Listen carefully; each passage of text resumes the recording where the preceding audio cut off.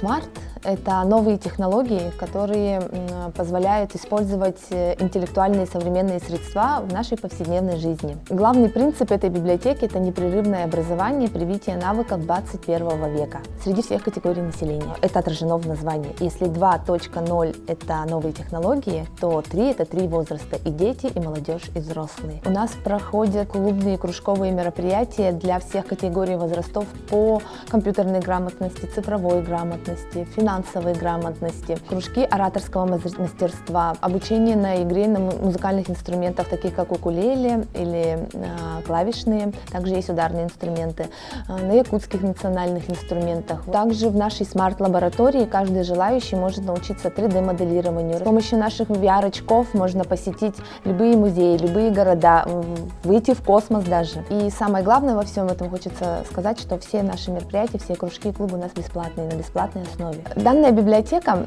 она построена в рамках государственно-частного партнерства. Было подписано соглашение трехстороннее, получается, между республикой, нашим городским округом город Якутск и группой компании ВИЗ, которые нам построили вот это замечательное, такое светлое, просторное здание. Тут хочется отметить, что в городе Якутске впервые с 1911 года специально для публичной библиотеки построено здание. Тут нельзя обойтись без слов благодарности, конечно, нашему Илдархану Айсену Сергеевичу Николаеву и всем руководителям, которые принимали участие в, так скажем, в таком культурном информационном формировании города Якутска посредством строительства данной библиотеки.